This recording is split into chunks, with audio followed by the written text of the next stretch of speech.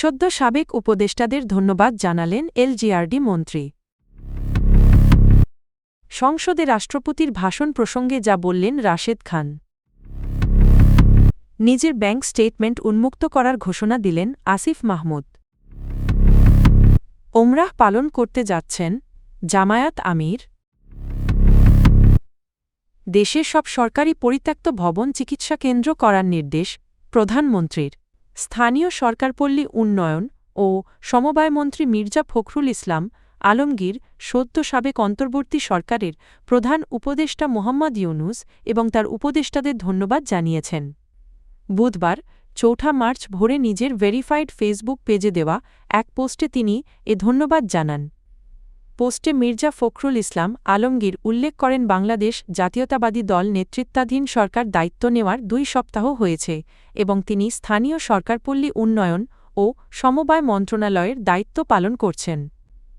তিনি আরও জানান, একই সঙ্গে তিনি একনেকের বিকল্প সভাপতির দায়িত্বও গ্রহণ করেছেন। পোস্টে প্রধানমন্ত্রী তারেক রহমান তার ওপর আস্থা রাখায় কৃতজ্ঞতা প্রকাশ করেন মির্জা ফখরুল। তিনি বলেন, সরকারের দায়িত্ব ও ঠাকুরগাঁও সফরের কারণে গত কয়েকদিন বেশ ব্যস্ত সময় পার করতে হয়েছে। জাতীয় সংসদে রাষ্ট্রপতির ভাষণ ঘিরে বিরোধিতার বদলে বাস্তবতা মেনে ভুল স্বীকার ও দুঃখ প্রকাশের আহ্বান জানিয়েছেন বিএনপি নেতা রাশেদ খান। বুধবার ৪ মার্চ নিজের ভেরিফাইড ফেসবুক পেজে দেওয়া এক পোস্টে তিনি এ মন্তব্য করেন। পোস্টে রাশেদ খান বলেন, সংসদ অধিবেশন বর্তমান রাষ্ট্রপতির ভাষণ দিয়ে শুরু হওয়া নিয়ে যারা আপত্তি তুলছেন তারাই অতীতে রাষ্ট্রপতিকে শপথের মাধ্যমে বৈধতা দিয়েছেন এবং ভাষণ দেওয়ার সুযোগ তৈরি করেছেন। তাই এখন বিরোধিতার জন্য বিরোধিতা না করে বাস্তবতা মেনে গঠনমূলক পরামর্শ দেওয়াই ভালো। তিনি আরও বলেন, ৮ আগস্ট সংবিধান অনুযায়ী রাষ্ট্রপতির হাতে শপথ নেওয়ার মধ্য দিয়ে কার্যত সংবিধানের বৈধতাও দেওয়া হয়েছে। সেই সিদ্ধান্তের দায় এখন অন্যের ওপর চাপানো ঠিক নয়। উল্লেখ্য, রাশেদ খান আগে গণ অধিকার পরিষদের সাধারণ সম্পাদক ছিলেন। পরে তিনি বাংলাদেশ জাতীয়তাবাদী দল এর মনোনয়ন নিয়ে ধানের শীষ প্রতীকে নির্বাচন করেন। ব্যাংক হিসাবের তথ্য তলবের ঘটনায় নিজের অবস্থান পরিষ্কার করেছেন জাতীয় নাগরিক পার্টির এনসিপি মুখপাত্র আসিফ মাহমুদ সজীব ভুঁইয়া। স্বচ্ছতা বজায় রাখতে তিনি নিজেই তার ব্যাংক স্টেটমেন্ট জনসমক্ষে প্রকাশ করবেন বলে জানিয়েছেন।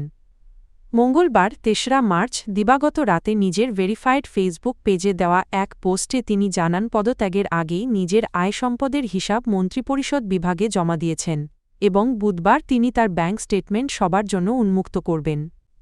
এদিকে দেশের আর্থিক গোয়েন্দা সংস্থা Bangladesh financial intelligence unit BFIU গত সোমবার দেশের সব বাণিজ্যিক ব্যাংকে চিঠি পাঠিয়ে আসিফ মাহমুদ সহ সাবেক ৫ জন উপদেষ্টার ব্যাংক হিসাবের বিস্তারিত তথ্য তলব করে। একটি নির্দিষ্ট অভিযোগের ভিত্তিতে এ পদক্ষেপ নেওয়া হয়েছে বলে জানা গেছে। BFIU ব্যাংকগুলোকে ৩ কর্মদিবসের মধ্যে সংশ্লিষ্ট ব্যক্তিদের অ্যাকাউন্ট খোলার ফরম ও লেনদেনের বিস্তারিত তথ্য জমা দিতে নির্দেশ দিয়েছে।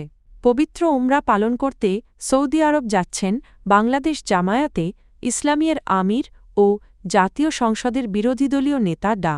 শফিকুর রহমান। মঙ্গলবার ৩রা মার্চ দলটির পক্ষ থেকে দেওয়া এক সংবাদ বিজ্ঞপ্তিতে এ তথ্য জানানো হয়। বিজ্ঞপ্তিতে বলা হয়, তিনি পবিত্র ওমরাহ পালনের উদ্দেশ্যে সৌদি আরব সফরে যাচ্ছেন। তবে সফরের নির্দিষ্ট সময়সূচি বা সফরকাল সম্পর্কে বিস্তারিত কিছু জানানো হয়নি।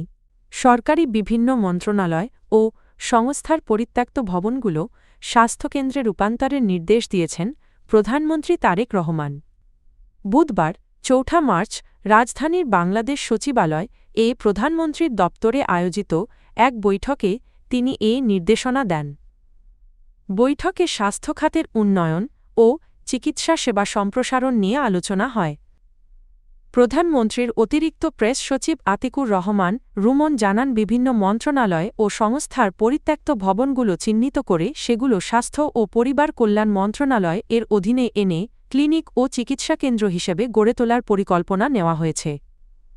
তিনি বলেন, শুধু স্থানীয় সরকার প্রকৌশল অধিদপ্তর LGED এরই প্রায় ১৭০টি পরিত্যক্ত ভবন রয়েছে, যেগুলোকে স্বাস্থ্যসেবার কাজে ব্যবহার করার সম্ভাবনা নিয়ে আলোচনা হয়েছে।